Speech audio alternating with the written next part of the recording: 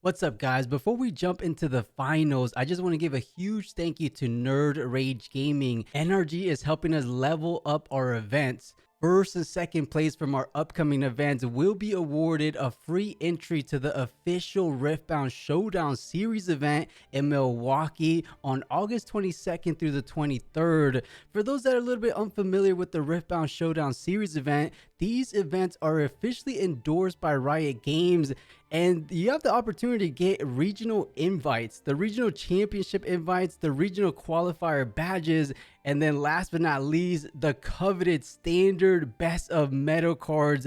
Especially this first wave of series events is the last time you're going to be able to get your hands on the set one prize wall metal cards. So you definitely don't want to miss out. If you want to learn a little bit more about this event, feel free to click the link in our video description or in the pinned comment to learn more or even sign up. So moving into this series, we hope that the Ezreal does not fall prey to that kind of fast-paced action, that position of speed. But turn number one does go the way of BCat, who drops the Tide Turner and says, let's get this going. A pack of wonders. Great starts for either side. Yeah, turboing through the first turn of the game for both players will be the Tide Turner answered by the pack, and now Tide Turner being joined by a Stella Corn Herder. Gonna elect to just pass on over and maybe go for that double conquer on the following turn, but looks like that plan is already going to the wayside as Deadly Flourish will be thrown down to answer the Stella Corn immediately, and accompanied by Stupefy to get that Ezreal effect online, start drawing us some cards. Yeah, I like it. It's already off to the races for both these players, and they're playing these decks very, very quickly, which I appreciate. Of course. Frozen Fortress will slow down the tempo of the game, but at least you can move over to the Abandoned Hall if you wish. But Tide Turner, again, as a 2-drop, you always want to have an extra in the bank. It's a nice 2 might, but on that, it's kind of small. I would say you're also expecting a lot of spell damage to come through once more. So instead, you like the Scuttle Crab, which I think all of us appreciate a little bit more as a stronger opener for an Irelia. Yeah, and crucially, not throwing that Tide Turner up to the Abandoned Hall in that previous turn did prevent us from going up to 2 points off the back of a hold this turn. So yet again, we're going to reserve this Tide Turner in the base for later, leaving us at 0-0 still. And we'll see if this slower pace of play from BCat will come back to haunt him, as now it's giving our lovely Ezreal player just a little bit more time to find all of those juicy answers he needs to keep our Irelia at bay, as Ezreal will be thrown down, and discarding a stacked deck to draw 2 will then net us a Bewitching Spirit alongside the Ezreal. Of course, now we're in the blender of infinite discards thanks to the Pack of Wonder already being established. It will grab that Bewitching Spirit back to hand immediately, and so it begins. Irelia will not be having a hand for very much longer, more than likely. I always do feel like this is that one piece of the puzzle that you're just like, I hate watching this go down so early into the game as well. Watching the hand dwindle at turn 4 pretty much is just it's a painful sort. That's all I can really say about it. So good eyes, though, as we watch a turn over as turn 4 goes away of Ezreal. No extra movement as the Stellacorn is up and available. Ezreal swinging in, taking a look at this hidden card, which we do expect to be a little bit more punch for the gut. It will be an on guard to at least draw 1. Put yourself up at 3 to trade on out unless there is a response. And looking over, there is a stacked deck thrown down just to give the Ezreal a +1 on top. Also to dig a little bit further through that hand, through the deck as much, but unfortunately you can only do. Yeah, I was about to say I'm reading it this time right. I promise. Abandoned Hall. I got this. I know what it does.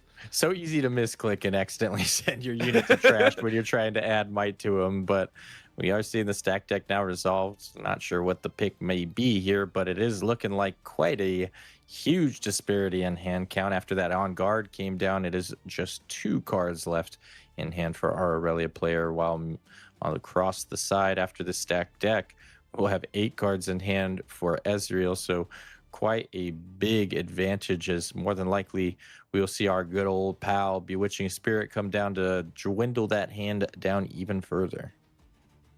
Of course, the first thing to do is, what's that hidden card?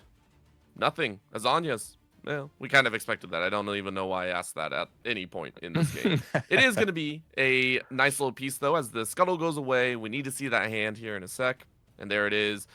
Double Bellows, which is always nice. Hard Bargain, Bewitching Spirit, as you mentioned, but the Fizz, and Double Watchers. So already plying their trade to basically board wipe and clear out any of the opponents that they so wish. I love that card in hand. And now for BCat, you're like, okay, I don't really like that. It is going to be a Bellows Breath to start, and you're going to break through on that poor Zhonya's Hourglass, already losing a lot of that safety net. And the double bellows available as well to be able to take both of these out through the Zhonya's. The first bellows takes down the Tide Turner to get that Zhonya's out of the way, opening up that second bellows to be able to finish off both units. And then, of course, the Bewitching Spirit to pour a little bit of salt on that wound comes down and gets rid of one of those last two cards in hand. So Irelia sitting on an empty board, no units in play, just a pair of boots in base with two cards in hand, already feeling the sting, the pressure from Bradykin's constant control with this Ezreal list. And I mean, not only with this Irelia being drawn out here with almost no safeguards, this does feel like a Bradykin take, right? Like you have to sit there and kind of go, you already saw the hand strength, right? Like you already saw that strength, and you don't have the buildup that an Irelia really does want to have. So for BCat, you're basically top decking for your life here, if you can. I mean, is there any real response? You got 3 runes up and available, 8 total for the future events, but you know the weight's coming into you here very, very shortly. What other safeguards do you possibly have that you can't play right now? Like I would want to see a GA come down and just be like, yeah, attach, just play safe. We know some weight's being thrown at us here in about like 2 minutes. Yeah, just some sort of extra insurance here, not to be completely shields down with our chosen champ, our carry, if you will, for this deck, just having to hope and pray that it can survive whatever Bradykin has in store for it in the following turn is not necessarily the best game plan. You typically want to be able to have some kind of insurance for it, as we will now see the Boots of Swiftness equipped to give a little bit of extra might to make perhaps some removal spells in the sense of damage a little bit harder to get there for our Ezreal player, as Bewitching Spirit number 2 comes down to the base and will be taking out a Defiant Dance from Irelia's hand. And now with that Pack of Wonders, that same Bewitching Spirit will be coming down again. Hey! Discipline being played in response. Gonna bump our Irelia up to 9, of course, once this resolves. Gonna draw that card and then immediately send it to the trash. Bewitching. Yeah. So it was the Tide Turner going to the bin, and now Irelia has no cards in hand and just a lowly Irelia by herself to deal with, as now Ezreal will once again come down. Our Prodigy will discard to draw 2, gets rid of one of those 2 Thousand Tail Watchers we got a peek at before, and it's top deck mode for here on out for our Irelia player. Riftbound is the only game where you see an ADC be in full control of a top laner. Like, this is the only game where you watch an ADC manhandle a top lane champion, and it is brutal. This is classic Ez. It is classic. It is classic. I understand that, but the League of Legends player in me is just like, oof, oof. Yeah, this is League classic Ez, frozen mallet. Oh, that's true. Wait, that is so real. That's so real. It's Blue Ezreal. We got classic League back, and that's why Bradykin's got the buff. Let's go. Yeah. Blue Ezreal, and how fitting that he is a blue purple legend as well. As now Fizz comes down, we'll be getting a stacked deck, and this is where you really are sitting there as the Irelia player saying, please no Starcross, please no Starcross. You know that Starcross means this Irelia is headed to the trash, and it looks like, as we see 3 runes tapped, will that be the Starcrossed? No, it's Treasure Trove, actually. Treasure Trove coming down. And now that play is not available. Only 5 runes left. Can't do the infamous Star-Crossed into replay Bewitching. But Treasure Dust does come down. So no more boots. Really just twisting the knife in Irelia, making sure she has nothing left to hold on to, as one Bewitching Spirit will come over to the Frozen Fortress and score us up to 3. A second pack will be deployed to return that spirit to hand. And this is just a classic Ezreal control at work, just putting you through the blender. Ever heard of rinse and repeat? This is it. Have you ever heard of the definition of insanity is doing the same thing over and over again and expecting a different result? Unfortunately, in this situation, there is no insanity to speak of because this is as clean as it gets. Bradykin on the cusp of wiping out yet another piece of the pie as we get to see the Fizz played down with another stacked deck. Close to 9 cards in hand with nearly all the runes available to play for it as well. This is show-stoppingly good from Bradykin. Yeah, this is the position that you dream of being in when you play a deck like this, and when you're at the drawing board and you're coming up with your game plan. This is exactly where you envision it ending up. You're just sitting at looking at your opponent across from you with no cards in hand, looking at the scowl on their face as they are no doubtedly wishing evil things upon you in their mind. Look at his base even. Look at his base. How are you carrying 3 packs, bro? Your back cannot hold that. Okay, your back is probably like pretty dang strong with this side, but my God, man.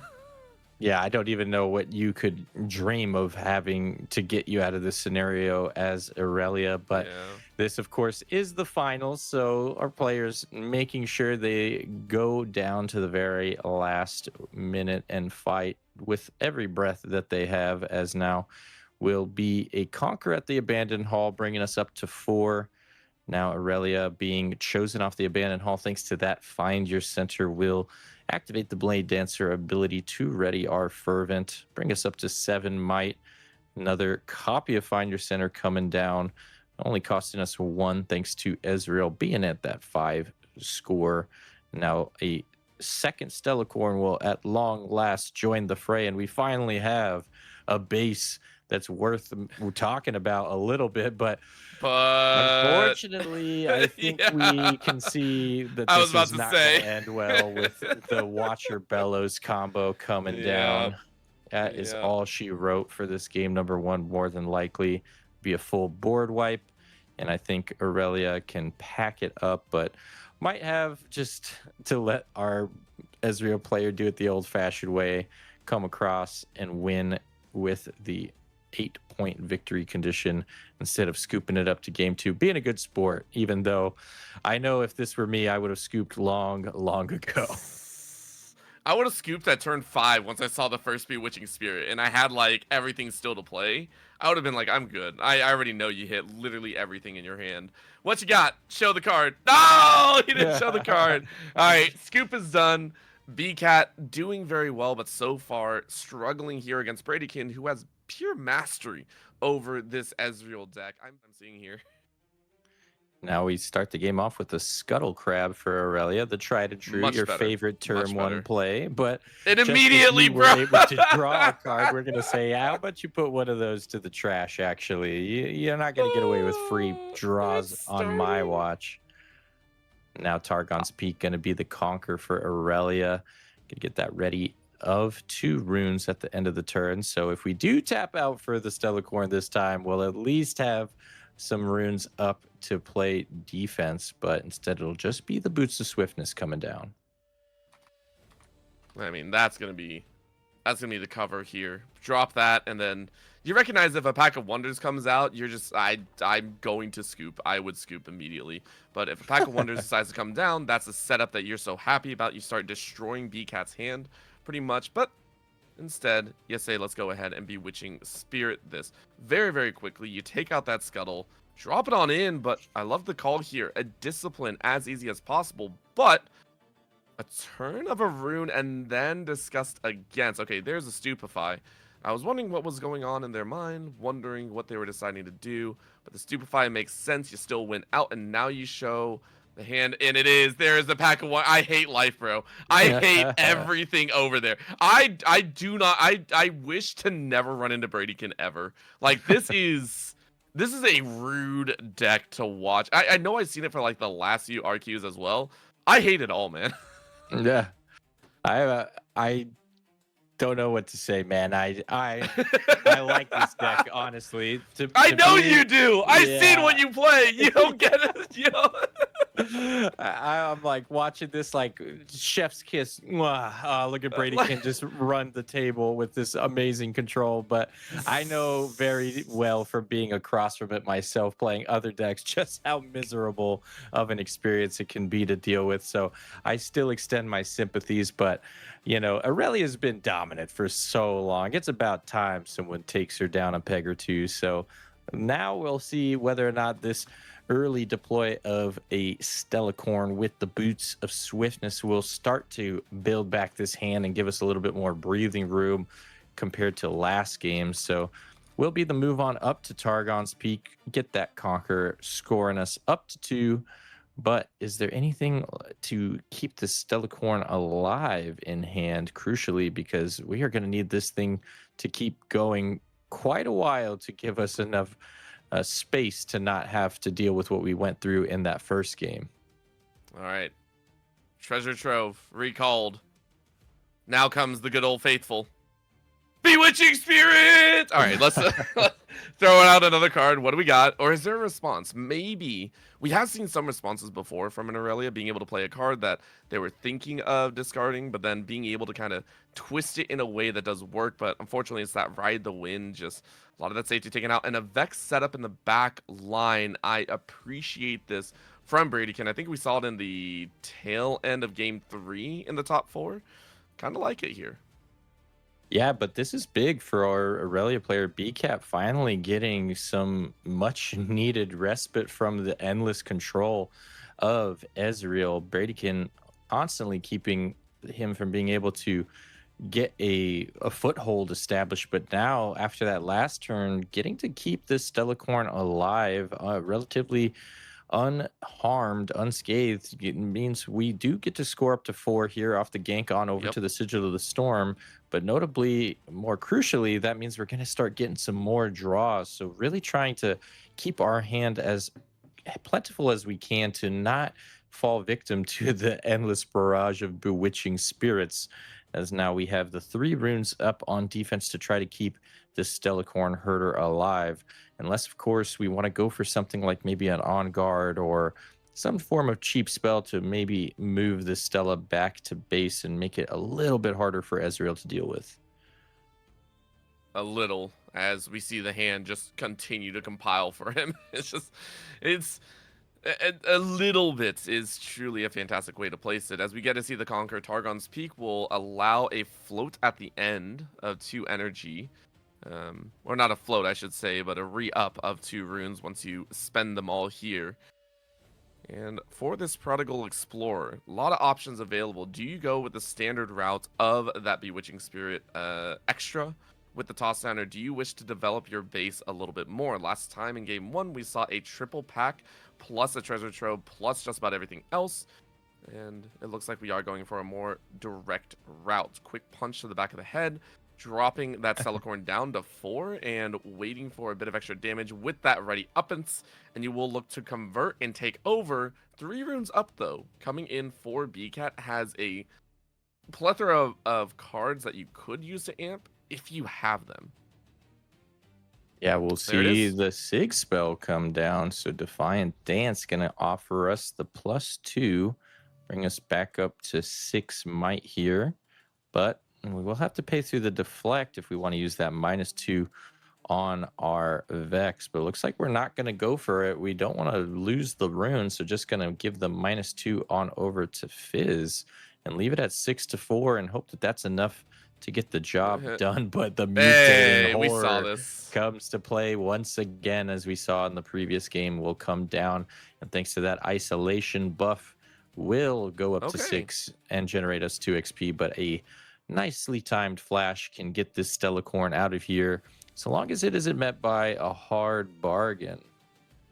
Or perhaps a Starcross, in fact. Okay, so multiple interactions going down here. So that was an exchange of burning multiple safeguards here, I will say, from BCat's end. And Bradykin actually ended up developing appropriately, and then drawing the Bewitching Spirit back to hand without having to use the Pack of Wonders. Granted, Pack of Wonders wasn't utilized, but I do like what Bradykin did, because even with all those exchanges, you didn't really lose out. Now you developed a Kha'Zix, now you have a greater ability to cover on a battlefield, and there's nothing on the table for BCat. BCat is essentially stuck at these 4 points for quite a few turns, depending on how much removal Bradykin has available to them. A force of the Irelia chosen champion to come out.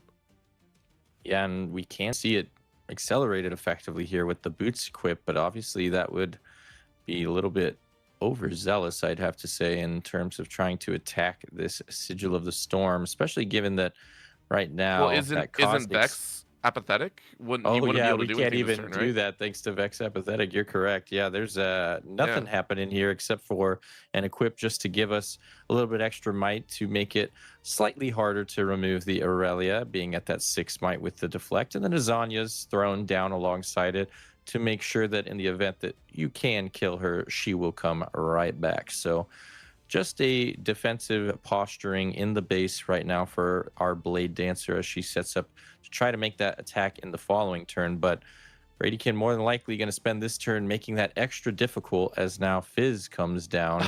No, and we'll be that's replaying so that mean. star-crossed on a tapped out Irelia.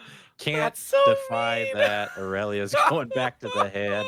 And this is just what you don't want to see if you're the Irelia fan here. Oh, that's so rude, bro. No. It's coming. The tsunami's coming. The purple and blue wave of destruction of a hand. It's coming. I don't like this. I know we're already here, Mr. Plus. I know that we're here, but you and I both know that Irelia being played with so many cards in hand means that you don't have a lot of great units to also play out here. And for BCat, even though you have 7 cards in hand, it feels like you maybe have 2 to start this off, and that is a horrendous feeling to be sitting at.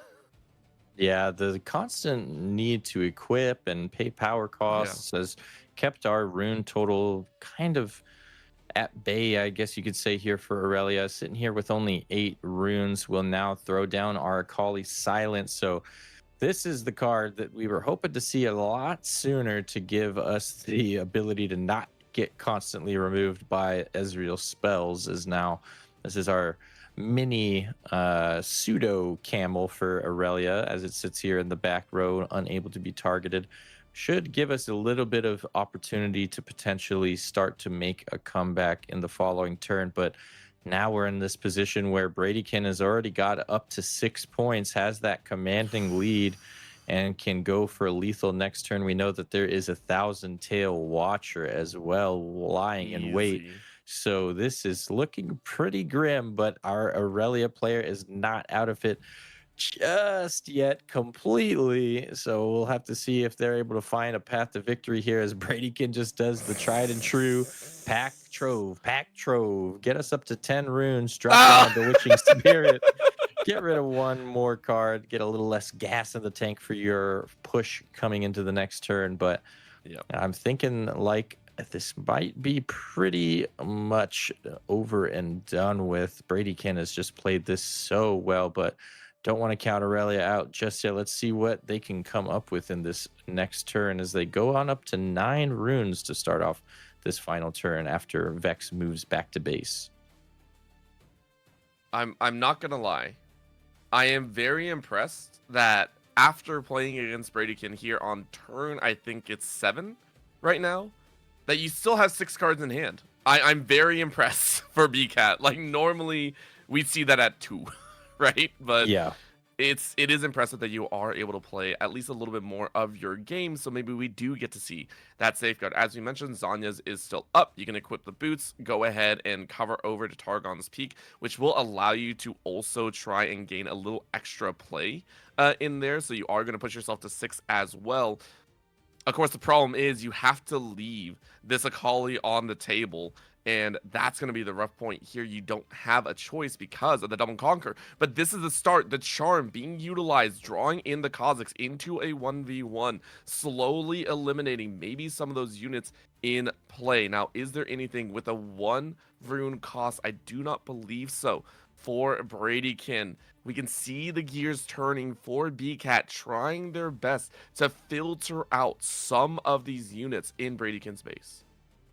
Yeah, unfortunately, BCat would really need to take out the whole board to stand a chance here, as if one unit is left alive, that accelerated watcher coming down and next turn will more than likely be enough to seal the deal for this double conquer, especially with 12 runes being at the disposal of Bradykin after that pack drove from the previous turn. So 5 runes up for the defense on this Akali is not a lot to work with, especially when she'll be taking that -3 from the Thousand Tail Watcher. So a little bit of a dicey situation, and it just got a little dicier as now we'll only have 1 rune available left at the deploy of this Stellacorn herder.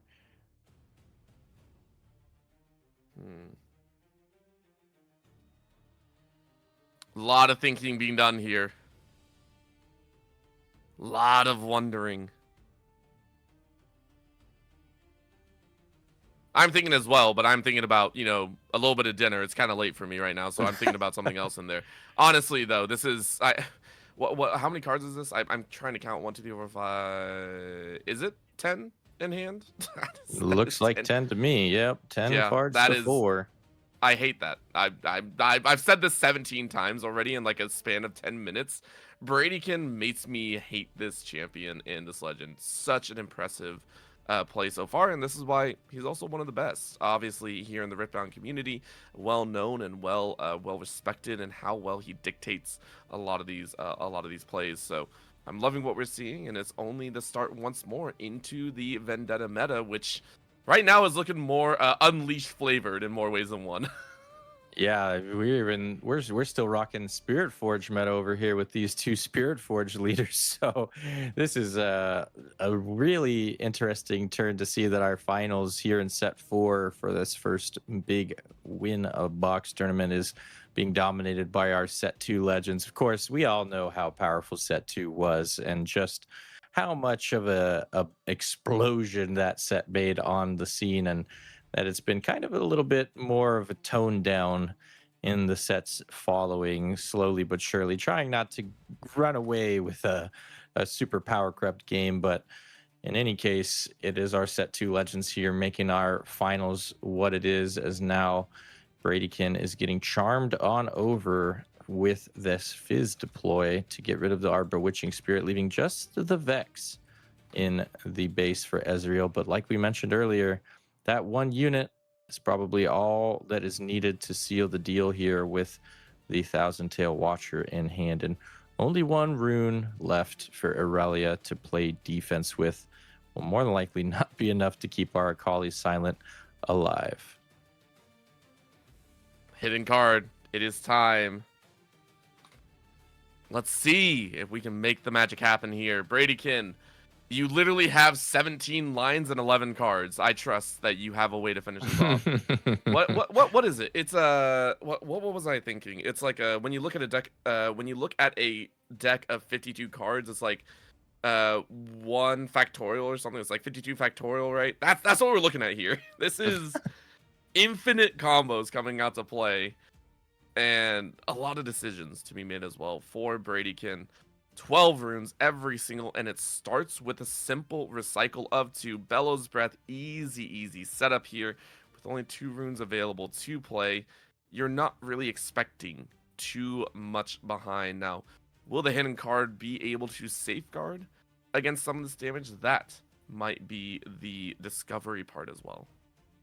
Interestingly, choosing to repeat it here, given that you can't target the Akali, it is interesting to see it repeated, as it's more than likely unnecessary, given that the Watcher -3 is enough to clear out these minions here, as will be a Tide Turner in response. So this does save the Stellacorn herder, crucially, as the location being the base for the targeting of that Bellows Breath means can no longer target the Stella once it moves on over to the Targon's Peak. So we get an extra draw off of the deal as well, thanks to that move trigger from the Stella. So hopefully that top deck is just the magic Egyptian god card that our BCat needs to get out of this situation. But I don't know that that is ever going to be the case. I can't imagine what card exists here to get them out of the situation.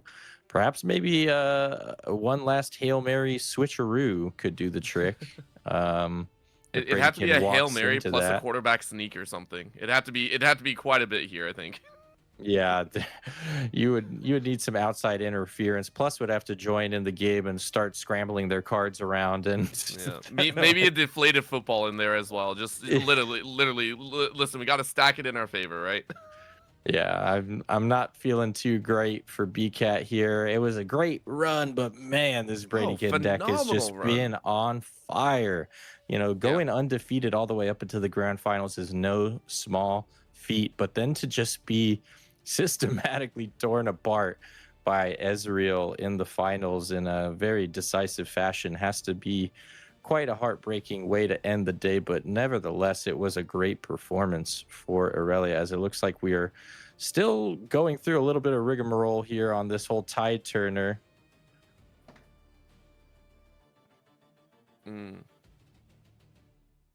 Gotcha. So we're getting some input that there has been a judge call, thanks to the Bella's Breath that I mentioned earlier, is location dependent. And so we're wondering whether or not this Stellacorn can still be dealt damage from the Bellows Breath after this move from the Tide Turner. I believe that it is not able to, but we'll wait and see what the judges go ahead and give us the ruling on this. But that is the cause for our momentary pause in the action. Even though I think on our end here in the booth, Orbital and I have kind of already wrote the check and said that Ezreal is coming away with this one. Yeah, but it is good to get some of the rulings, because you and I even discussed this a little bit earlier, right? And it's very fun to be able to discuss these, by the way. I very much love watching and discussing a lot of these, because I'm very bad at the game. Surprisingly enough, I'm terrible. I'm still learning the game here and there, but in my eyes, if I'm looking at the Bella's Breath, because the card trigger is specifically this unit at this location, when the card is triggered, especially with the repeat, my eyes are drawn to that Stellacorn doesn't take the damage then, because it's not that unit at that location. Would you agree on that, Mr. Plus? Yeah, I mean, just based off of how the card reads, it seems that that's how it should be resolved, since it says deal damage to units at the same location. So you can target it while it's at that location, but once it's not there, it's no longer at the same location. So it is. Let's go. We've gone back in, and it looks like the Bella's Breath was allowed to go through. The Stellacorn is gone. In fact, everything's gone. It's just a Kali by herself now. So I think we might have missed maybe a little bit extra development there. A Fizz was deployed. I see a gold here, so Wages of Pain was also played at some point. Well, that was to clear out the board, right? So looking back at it, thankfully we can actually read what happened, right? Yeah, I was gonna say we can go by the play-by-play over here. So we did have the Bella's Breath played, and then Fizz Trickster for Wages played of Pain. for acceptable losses. Actually, Fizz was just played and is playing acceptable losses, it looks like. To get rid of the boots, yeah. That makes sense. A little bit difficult to read the chain of events here on Rift Atlas. I'm new to Rift Atlas, as we discussed prior to hopping into this. This is my first foray using Rift Atlas. I'm a TCG Arena one trick, but we are seeing now the Defiant Dance come down and give the victory in combat over to Akali. Will give us a Brett. Wow, what? Wait a minute. Did we just see this game punted away? Is that what just happened right now? I think it was. Did we caster curse this game? Maybe Bradykin really wanted us to get a game 3 for the finals. Good guy Bradykin felt bad about the beatdown he just allowed or dished out onto BCat there. So shouldn't feeding. He entered. No, no, no. We're not gonna say that here. This is very intentional. Everyone.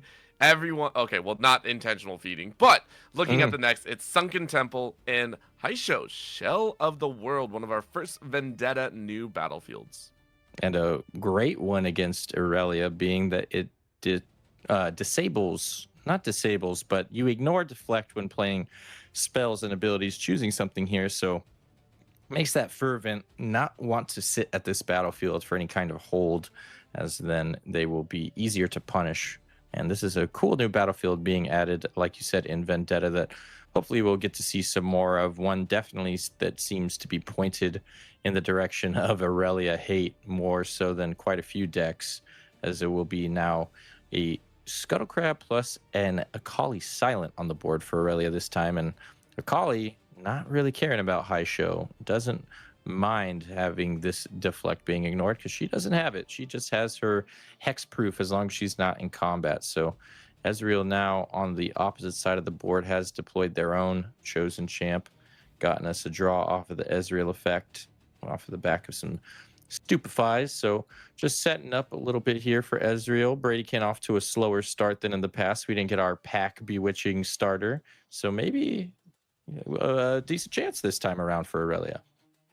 I could see it. I mean, when you're looking at this level of a certain play, I mean, for BCat, this reset is going to help a lot. But Wages Pain coming out, dropping a little bit of damage directly on the head. If this is the swap, but the Defy immediately answered. So, for Bradykin, already starting to not mill through, that's a terrible line to use right now. Being able to start drawing a lot of those Defies away and being able to give yourself a chance and a half for that position. Quick rush in though, Ezreal actually doing some of the damage this time, not from the back lines, but from the front, looking to take out that one little scuttle with 5 runes up, by the way, and there's a Defiant kind of expected out here. Yeah, Defiant Dance coming down and no answer from Braid. Oh, wait, never mind. Just the tried and true. Couldn't put the might counter on. Instead, I accidentally discarded my unit. But it will be 2-1 now, as the Stupefy is going to be the answer from Bradykin to bring it down to 1-1. Ezreal still poised to get taken out by a Scuttle Crab, which is probably the most troll thing your bottom lane could ever do, is walk into the river and somehow die to Scuttle. I don't even know if that's possible, but Ezreal has somehow achieved that feat, as the Prodigy has now been sent to the bin, and we will see a pack Trove be deployed, utilized immediately, and Trove then redeployed. So just setting up a little bit of ramp to get to our late game a little bit faster and try and deal with this board of Akali Silent and Irelia Fervent in the base. I mean, the build-up's a little bit better than we expected, I think, in a lot of times. But again, you're looking at that hand strength. This is Bradykin really setting themselves up for success if they can develop, if they can get units on the board, if they can slow down this Irelia from getting all the way to 6 points once more. And with no gears in hand, this would be the best time. If you have some of those removals, send it right now with 2 runes up. You know some small change can come out, but there's a lot of weight that you can send, and that's just a straight up Mind Splitter being dropped with double Defiant in there and a lot of extra value. So no units to play. Defy, double Defiant, Crumbling Sands, ride the wind, plus a Discipline. A lot to think about removing. Oops, all spells. Irelia has all spells in hand. It will be the Discipline chosen. You think that's a little bit pointed, being that this is a discard deck. Let me get rid of that card that draws you cards. And we are now having to play around all of these spells that we are aware of, but quite a few strong spells in the hand of Irelia to play around. So has his work cut out for him, as now it will be a pass on over back to Irelia, who's sitting at 3-0 currently. And after this score on the Sunken Temple, we'll go up to 4. Going to use that Battlefield Conquer effect to get us a draw. Keep our hand up nice and high so that we don't have to fall victim to Bewitching Spirit loops. Now will we see the Akali go over to the Haisho and get that 5th point, or will it just hang back and try to stay safe in the base and leave up our 8 runes for defense? I think leaving the runes up might be the way to go, but of course with a huge turn here, it is going to be a little bit of an eyes for BCat. BCat, what are you thinking here? Good tap out, but the next turn can be hefty. Do you wish to also look to conquer over on the high show? Do you wish to go for that shell play and maybe get a little extra value to push yourself towards 5? And you are going ahead and pushing on in, giving yourself that extra point difference, and I'm guessing you have that flash in hand to draw back if necessary, or extra value from the top deck. Obviously, we looked at the Mind Split earlier, but top decks can always be a game changer. No doubt about that as we go on over to 5 points for Irelia now, with Bradykin sitting on 11 runes. Has quite a bit of room to work with, as we're going to start off with that pack on the Trove, bringing us up to our 12th and final rune. And that's a whopping, what is that, 11 cards in hand currently? 12 cards in hand currently. Just a massive hand, just holding almost a third of his entire deck in his hand right now, as looking at a Irelia Fervent and an Akali at each battlefield with 8 runes up to play defense. It is no easy feat to get through these two. Obviously, Akali can't even be selected. It's going to have to go down in combat, which seems to be the play here, as Mind Splitter will go in to start us off and be joined alongside by the Mutating Horror, getting that +2 thanks to the isolated Akali. Will be a grand total of 13 might here for Ezreal against the 4 might of Akali.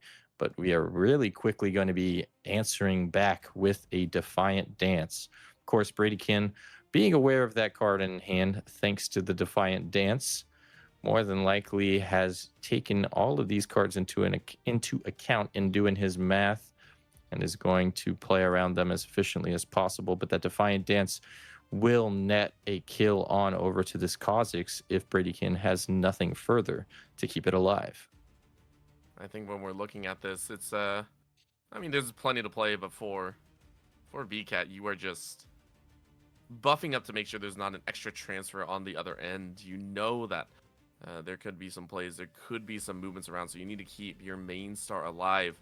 Other eyes out, waiting for the payments, I think, as well, as you triggered and possibly have found a way to trade out that Kha'Zix, who has been seen as a detriment, can be very frustrating to play against and deal with outside of the Mind Slitter, the big beef boy in that same vein.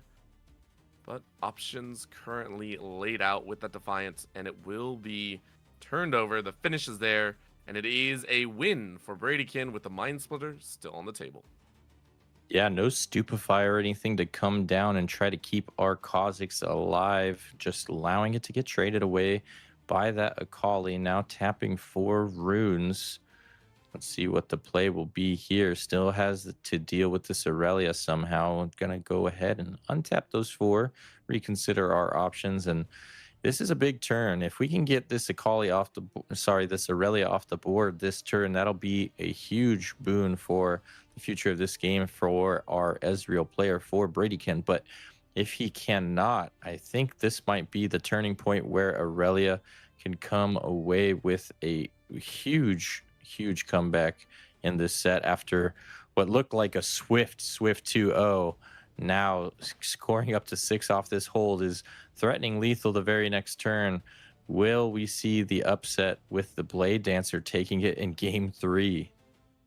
I mean, we know there's a lot of setup. Akali comes right back out, saying hello. The second copy, I believe. And it will be a scuttle play, so developing a hefty backline board. Now, we've seen this change very quickly. If we see something like a Watcher come down, especially with the Bellows of Breath, we've seen a lot of these excess maneuvers being utilized. Stupefy is obviously off the table, so you can't really reduce. All 3 of those have been utilized unless you got a Fizz in the hand, which we assume is there. There's a recycle of 1 and a recycle of 2. What's dropping on our heads here will be the Bellows. Very quick adjustment here once more. 4 up. BCat has done this before, which got them here to game 3. Do you have some way to save your units? Once again, opting to repeat the Bellows Breath, and time needing to pay through the deflect of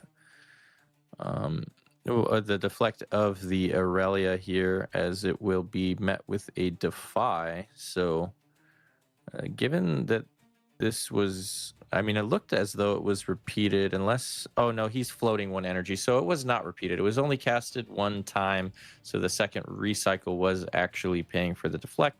Of course, that was then hit with the defy. So no Bella's Breath coming down to get this Scuttle Crab and the Irelia knocked down a peg.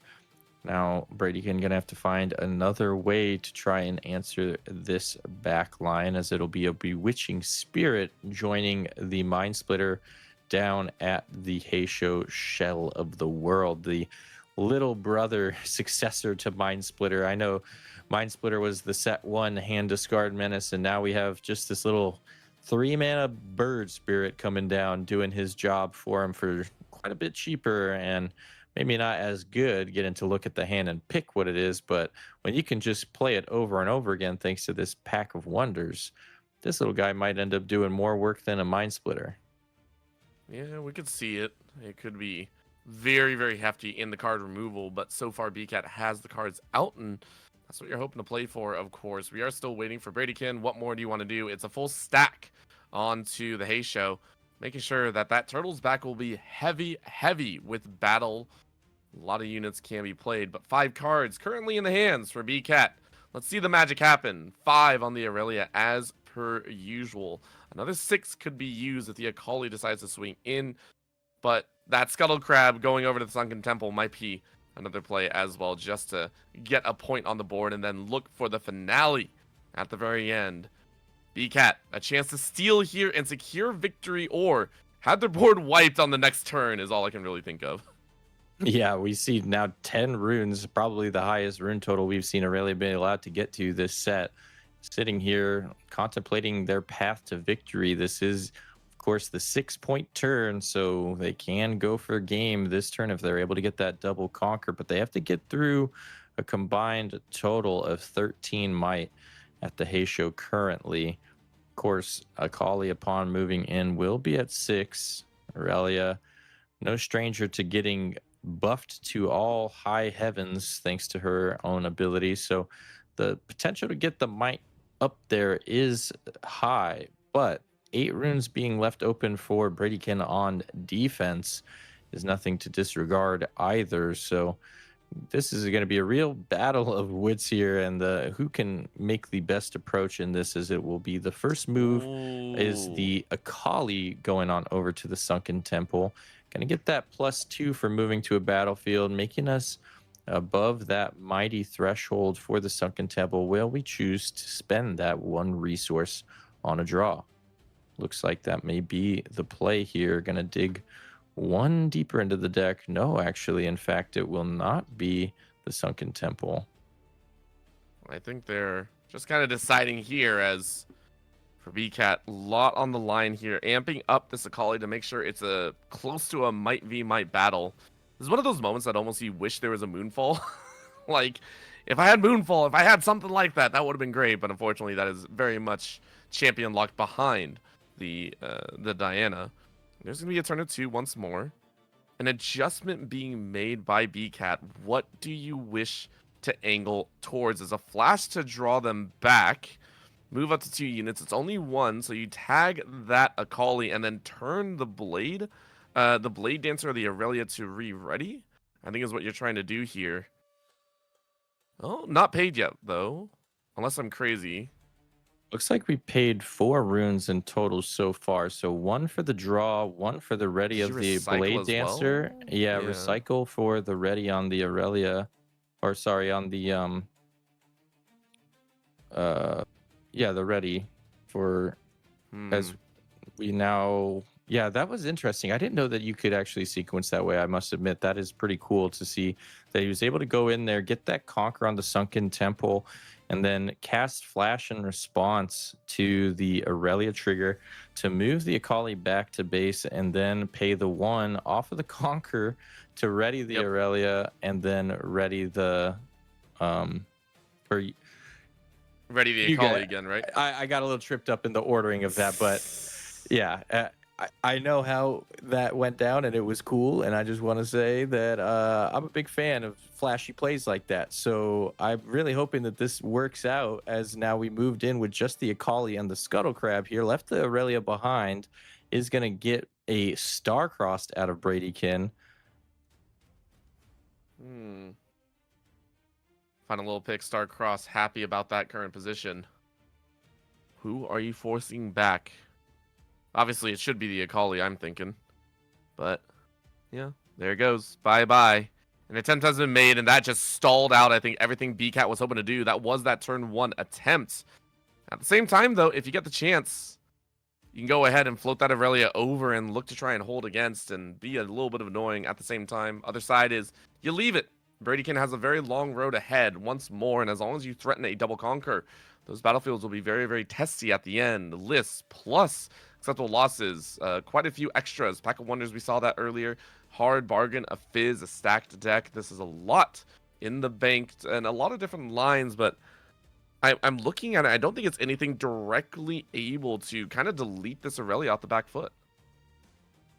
Yeah, and well, I kind of say that, impressive and to hold see on. 10 unique cards in hand, not a single Yeah. duplicate to be seen, just 10 different one-ofs, which is crazy to think about in a vacuum. But obviously none of these cards are, not none of them, but most of these cards are probably not one-ofs within the list, but still interesting hand texture to see here. And Irelia making sure to take note of everything at Bradykin's disposal. BCat needs to be able to navigate around this big horde of cards in hand. Only 5 runes, of course, left to spend here. And now that they know that there is the Star Crossed in hand, can more than likely bet that they have the means to play around it. I believe when we saw the hand off the Mind Splitter earlier, there was that Defy, as well as a Crumbling Sands, which means both are online now thanks to spells being played.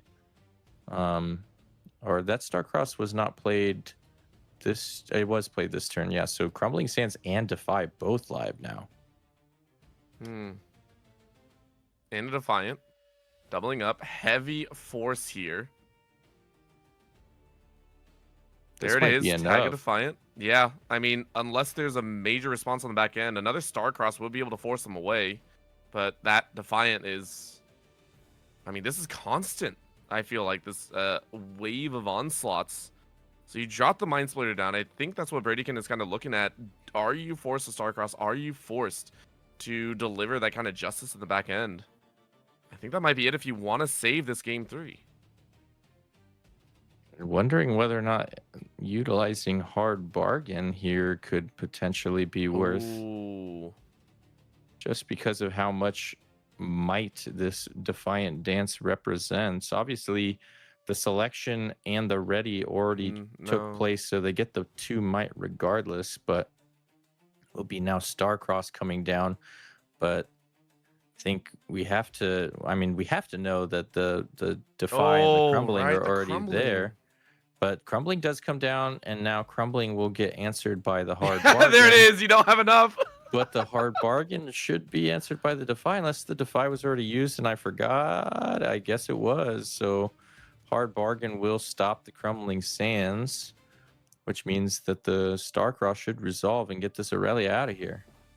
Yeah, this is a lot being exchanged. Heavy chain, which you've seen before, being utilized by Bradykin. They've done this before back in the second series or the semifinal series as well. And you are able to survive. Now, granted, your board state is looking way weaker. You have to develop early, and developing on a singular battlefield might be the call here. But that was a very big swing by BCat, and now down to only 4 runes. A double conquer is kind of out of the question for you at this moment, unless you develop even more. You can relay down the Akali and Irelia, but it's a full turn setup. This is Bradykin digging deep in the trenches, and I appreciate it. Yeah, Irelia, BCat, they're really tanked an astronomical amount of runes away that turn. Got to remember that he started that turn off with 10 runes ready, and now is sitting on 4 runes with just a Fizz on board. And you have to wonder whether or not he played right into Bradykin's hands there, and may have just forfeited away the giant lead that he had, as now Bewitching Spirit going to come down and start to pick apart this hand. We know Irelia is one of the 4 cards.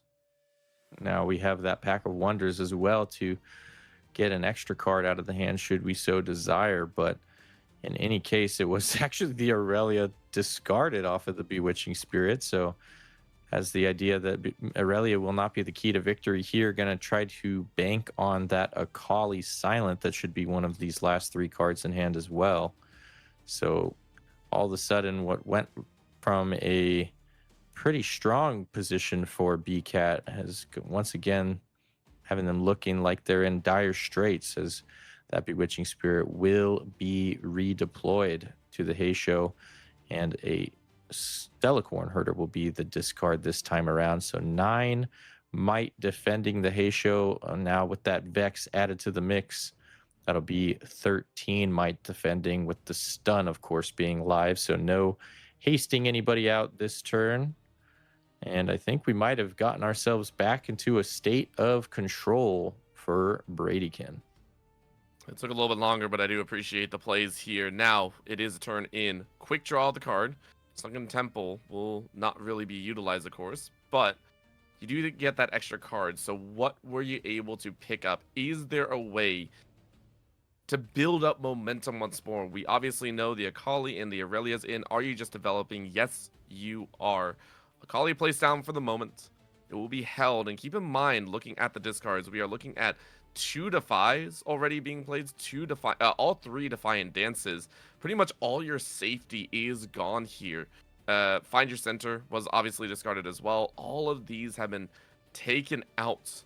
So not much remaining really for BCat in this attempt at survival, but a stack over on Sunken Temple with a hidden card as well is going to force Bradykin to have to respond. Bradykin, what you got? It is, as you said before, Mr. Plus, that 1,000-tailed watcher screaming on down to put everyone at 1 with only 2 runes available. I think we know what exactly is coming out next. Big swing in Sonya's Hourglass. Who are you going to save?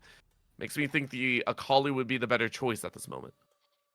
Time for a true display of skill as the 1,000-tail watcher comes down, goes to clear the board away. We see the reaction come out with the deploy of the Zhonya's, but of course we're still in combat, so that acceptable losses will be utilized within the showdown to take that Zhonya's down, which means both those units are going down with it, and it is a clear board for our Irelia player BCat, down to 1 final card in hand after a second Bewitching Spirit is thrown down. And I think this time we can safely say that Bradykin locked it up, but with still 3 more points to score, might not be over just yet, but I'm gonna have to say that that might be a scoop here as the hand is revealed. And that is the concession from Irelia. So BCat has fallen in the grand finals of our tournament today, and it will be Bradykin as our victor, the champion of this Vendetta tournament.